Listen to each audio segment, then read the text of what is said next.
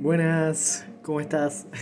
Espero que estés bien, que te estés cuidando, que te estés cuidando del frío, que te estés cuidando, eh, ya sea de... te estés cuidando. Hoy, mayo, mayo 13, 13 de mayo, vamos a hablar del Salmo 13. Me olvidé algo, perdón. Ahí estamos. Bueno, vamos a hablar del Salmo 13. Un lindo salmo para poner un título a este salmo. Me encantaría decirlo como el salmo de la mirada de Dios. La mirada de Dios. Que lo hablamos en el Salmo 11, creo. Algo acerca de la mirada de Dios. Pero bueno, hoy vamos a hablar acerca de eso. Tiene como título el salmo de hoy: confianza en Dios ante la prueba de la demora. Ante la prueba de la espera, si se puede decir. Eh, Vamos a leerlo. Dice: al músico principal, Salmo de David. ¿Hasta cuándo, Jehová, me olvidarás para siempre? ¿Hasta cuándo esconderás tu rostro de mí? ¿Hasta cuándo pondré consejo en mi alma, con tristeza en mi corazón cada día? ¿Hasta cuándo será enaltecido mi enemigo sobre mí? Mira, respóndeme, oh Jehová Dios mío, alumbra mis ojos para que no duerma de muerte, para que no diga mi enemigo, lo vencí. Mis enemigos se alegrarían si yo resbalara, mas yo en tu misericordia he confiado. Mi corazón se alegra en tu salvación. Cantaré a Jehová porque me ha hecho bien. Me ha hecho bien, me hizo bien, me hace bien, me conforta. Qué increíble que son seis versículos y pegan. Pegan donde tienen que pegar. Me gusta cómo empieza David. ¿Hasta cuándo, Jehová? ¿Me olvidarás para siempre? ¿Hasta cuándo esconderás tu rostro de mí? ¿Hasta cuándo? Qué hermoso es ver esto. Qué hermoso es ver la mirada de Dios. Que creemos que es indiferente a nosotros, pero no. Al contrario, Dios está ahí. Por eso me encanta leer el título y decir... leerle y decir: confianza en Dios ante la prueba de la demora, ante la prueba de la espera. ¿Esperamos? Esperamos siempre. Pero hay que esperar en su voluntad. Como siempre digo en los videos, esperar su voluntad es algo bueno, es algo agradable, es hacer su voluntad. Al leer el Salmo 13 y reflexionar en la sección que describe a David de cara al suelo, de cara al piso, abrumado con dolor y desesperanza, puedo ver dos aplicaciones diarias, prácticas también. David se sentía agotado debido a la duración de la prueba. ¿Hasta cuándo?, dice. Aparece 4 veces en solo 2 versículos. Dice: ¿hasta cuándo? ¿Hasta cuándo? No olvidemos que Dios no solo diseña la profundidad de la prueba, sino también su duración. El antiguo profeta Habacuc hizo la misma pregunta en el capítulo 1 del libro que lleva su nombre. Y dice: ¿hasta cuándo? Habacuc dice: ¿hasta cuándo? Como segundo punto, puedo marcar que en los primeros 2 versículos del Salmo 13, David se vuelve contra de todos, excepto él mismo. Contra todos, excepto de él mismo. Esto me enseña que cuando trato de enfrentarme a la prueba, en la carne me vuelvo en contra de Dios. Mi enemigo, mi circunstancia, en vez de preguntarle a Dios qué es lo que está tratando de enseñarme en esta situación, en esta prueba, en esta espera. ¿Cuántas lecciones maravillosas Dios quiere enseñarnos? Si nuestros corazones arrogantes estuvieran dispuestos a derretirse en el horno de la aflicción, en el horno que leímos ayer, el horno de barro, a derretirse y purificar 7 veces en su palabra. En medio de su angustia de David y su sufrimiento, David tomó una decisión vital. En vez de continuar en esa espiral de sufrimiento, de llorar, de lamentarse, de caer en el piso, David cambió su perspectiva. Esto nos lleva a la segunda sección de la canción. David de rodillas dice: mira, en el versículo 3 y 4 dice: mira, respóndeme, oh Señor, Dios mío, alumbra mis ojos para que no duerma de muerte. No sea que mi enemigo diga, lo vencí, mis enemigos se alegrarán si yo resbalo. Se alegrarían si yo resbalara, se alegrarían si yo me caigo. Algo le ocurrió a David, algo le pasó entre la segunda y la tercera estrofa de este himno. Quizás él analizó sus propias quejas y se dio cuenta de que era simple autocompasión. Yo hice esto, vos hiciste esto. Tal vez hizo una pausa en su composición a la hora de cantar y volvió a leer lo que había escrito, lo que había reflejado en este salmo. Y al hacerlo, se percató, se alarmó al ver la incredulidad que había comenzado a surgir ante sus ojos. En esta sección observamos una marcada diferencia. Ya no está de cara al suelo. Su abatimiento está desapareciendo. Su angustia está desapareciendo. Lo encontramos ahora de rodillas. Lo encontramos en un lugar de victoria. Veamos que en el versículo 3 y 4 se conectan con los versículos 1 y 2. David parece recordar sus quejas y las analiza mientras habla con el Señor acerca de ellas. Hay 3 cambios aparentes. El primero, en lugar de ver al Señor como un Dios que no se preocupa por él, como lo vemos en el versículo 1, David le hace una petición que le responda. En el versículo 3 lo vemos. Y vemos que David en el versículo 3 dice, Dios mío. David ya no piensa que existe alguna distancia entre él y Dios. Su perspectiva es diferente ahora, su perspectiva es de verlo cerca a Dios.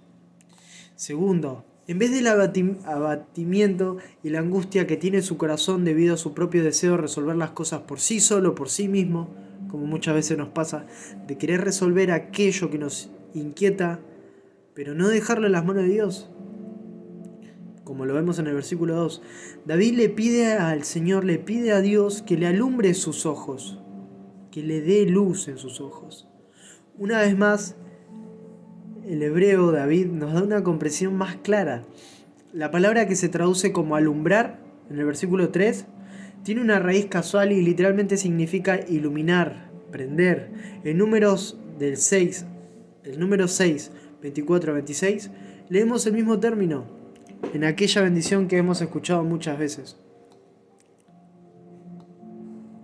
El rostro de David había perdido su brillo, perdió su luz. Su rostro y especialmente sus ojos se habían opacado, se apagaron. Él ansiaba que el brillo de Dios se reflejara nuevamente en sus ojos, que vuelva a iluminarse sus ojos, que vuelva a iluminarse. Quería que se vuelva a iluminar. En ese rostro que estaba mirando el suelo, que estaba mirando el piso, que estaba de la cara al piso. Me imagino esto así en el día, un día cansado, un día agobiado, un día con muchas cosas, con mucha carga, tirado en la cama, acostado en la cama con los ojos en la cara. Con los ojos en la cara, sí, tenemos ojos en la cara. Con los ojos en la almohada, con la cara en la almohada. Y pidiéndole a Dios que nos vuelva a iluminar, que nos vuelva a prender esa chispa. Una vez más, tengo que decir que cuando las pruebas se intentan resolver en la carne, los ojos muestran la desilusión. No es algo que podamos esconder. Todo nuestro rostro se vuelve rígido e inflexible, se vuelve opacado. Perdemos esa chispa y esa luz y esa emoción que antes surgía en nuestros corazones. Cuando el gozo interno se va, también el brillo de nuestros ojos. Y como tercer punto, David, en vez de preocuparse de su enemigo, como vemos en el versículo 2, le entrega mentalmente su enemigo al Señor y deja que se encargue de los resultados, que se encargue del proceso, que se encargue de la demora. Lo vemos en el versículo 3 y 4. Este cambio tan notable de David ocurrió cuando decidió entregárselo todo a Dios en oración. Aunque suene como un cliché o como algo... Nuestra oración ferviente, nuestra oración de todo corazón, es aceite, es más efectivo, que reduce la fricción del afán diario del abatimiento, del afán diario de la carga, de sobrepensar muchas cosas. Si dejáramos de pedirle a Dios que cambiara nuestras circunstancias, que cambiara nuestras pruebas externas, hiciéramos mejor una oración rindiéndonos a Él y pidiéndole que Él cambie eso, ¿qué crees que pasaría? ¿Qué creo yo que pasaría? ¿Qué es lo que me detiene de orar de esta forma, declamándole a Dios? Me gustaría reflejar 3 puntos. Como primer punto, en tu misericordia confío. Leamos nuevamente el verso 5 y 6, que nos dice: Mas yo en tu misericordia he confiado, mi corazón se alegrará en tu salvación. Cantaré a Jehová porque me ha hecho bien, porque me hizo bien, porque me hace bien. Otra forma que vimos en los Salmos, en ti he confiado, es una forma diferente. Lo vemos ahora, lo vemos en este Salmo. En los anteriores no escuchamos esa palabra, en ti he confiado. Ahora el salmista dice: a pesar de mi forma de clamar, hasta ahora, Santo Dios, yo en tu misericordia he confiado y sigo confiando. No he dejado de hacerlo, no he dejado de estar con vos. Tu misericordia es mi única esperanza expectante. No espero en otra cosa, sino en tu misericordia. ¿En qué esperamos nosotros? ¿Cuál es nuestra perspectiva, nuestra expectativa también? Que el mundo te sea agradable, que te acepte, que te respete, que te haga feliz. El verdadero creyente, la verdadera persona que cree en Dios, espera en la misericordia de Dios, que nos defiende, que le defiende, que te defiende, que te salva de su condición, de esa condición miserable, que te permite ver las cosas con realidad, que te permite ver la bondad de Dios, aún en la tierra de los vivientes, aún en el mundo. La persecución no había terminado, pero la angustia y la desesperación debe ceder ante la oración de la confianza de un alma esperanzada en la misericordia de Dios. Misericordia que nunca falla, nunca fallará. Pero podemos estar seguros de que la misericordia que nos ha sido mostrada en Jesucristo, que nos mostró Dios en el unigénito Hijo de Dios, entregado en nuestra salvación, es esa misericordia. Como segundo punto, Dios es mi salvación. Es lo que dice el salmista y confiesa y nos muestra y lo retrata. Y qué increíble y qué hermoso escuchar esto. Mi corazón se alegra en tu salvación. No importa si la aflicción continúa, Dios sabe cómo librarlo. Dios sabe cómo va a librar a David. Dios sabe cómo te va a librar a vos. No importa si las tentaciones siguen presentándose, siguen persiguiéndote, Dios te va a dar la salida. No importa si nos sentimos angustiados, Dios nos va a dar el aliento que necesitamos. Qué bueno es poder reconocer en oración cuando necesitamos esa salvación de Dios. Y reconocer que solo de Él proviene nuestro socorro, solo de Él es nuestro socorro. ¿De dónde viene mi socorro? Mi ayuda viene de ti. Nuestra liberación.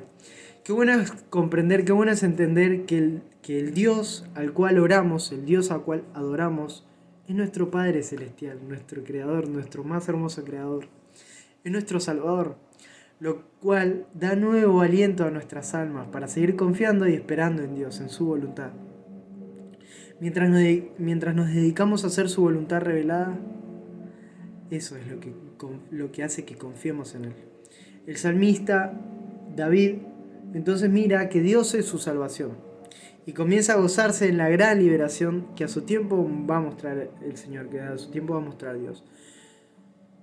Ya hoy nosotros nos podemos gozar de la salvación de Dios en la cruz de nuestro Señor Jesucristo, pero nos gozamos más en plenitud cuando Él venga, cuando Él se manifieste a todos.